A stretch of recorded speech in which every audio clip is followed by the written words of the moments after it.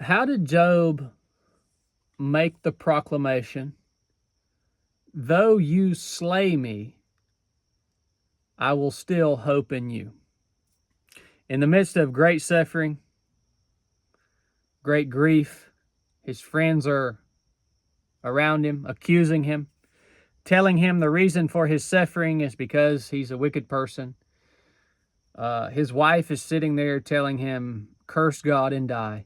Yet this man makes this proclamation, though you, Father, slay me, I will still hope in you. The last couple months of my life, I have experienced grief on a new level due to the loss of some very special people and things. And when I read that verse, I've been pondering it. It's quite the question, right? How do we make a proclamation like that in the midst of our greatest seasons of difficulty? Well, when we read through the book of Job, it seems clear that Job understood something that we, for the most part nowadays, refuse to believe. And that is, Job understood the sovereignty of God.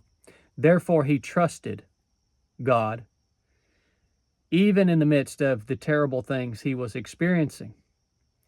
He understood that what he was going through was somehow according to the Father's will.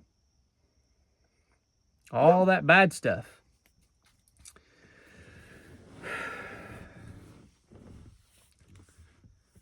See, Job wasn't questioning the Almighty's will. He was asking God, why is this your will for me?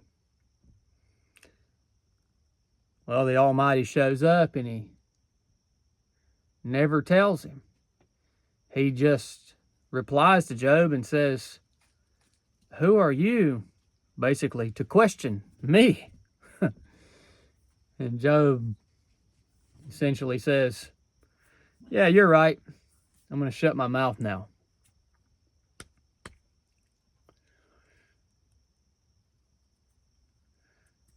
So, why do we refuse to believe this?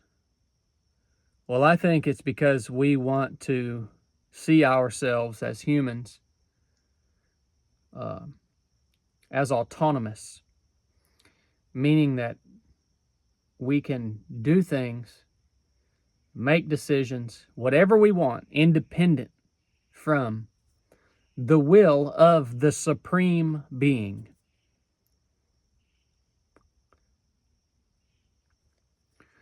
We don't want to believe this because it kind of knocks us down a notch to realize that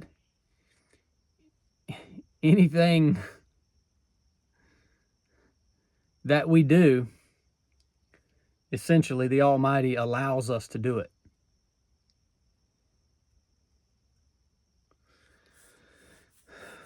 I think there's a lot more to this, but another reason why maybe we don't know this anymore, or understand or know the sovereignty of the only uncreated being, is because it's not really preached much anymore. It's not really taught much anymore. We say, come to our multi-million-dollar sanctuary. We're going to have the greatest music, and if you come here, you know, your life is going to get so much better. You're going to have less stress. You're going to live longer. It's going to be so much better. If that's your perspective, or if that's what you've been taught, you're heading down a dead-end road. You're going to meet that dead end when stuff gets really hard and you feel like you're completely undone. You feel like you're crushed. you're on the verge of despair.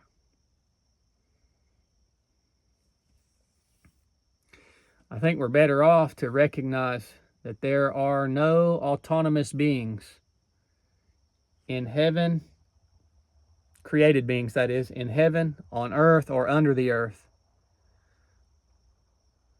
That there is only one sovereign, uncreated being.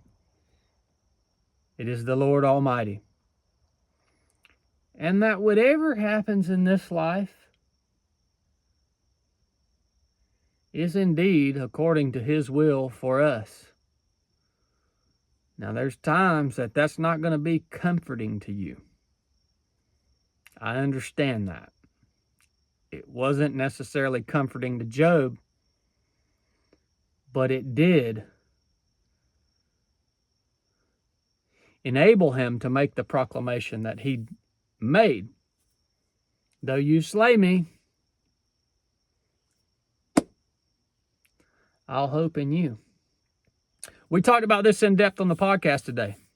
So if you want to hear more conversation around it, you can go take a listen there. If you got anything out of this, go get you a hat, get you a t-shirt, keep my man Chili in the dungeon, and I'll keep these truck talks coming. Thanks, guys. Enough said.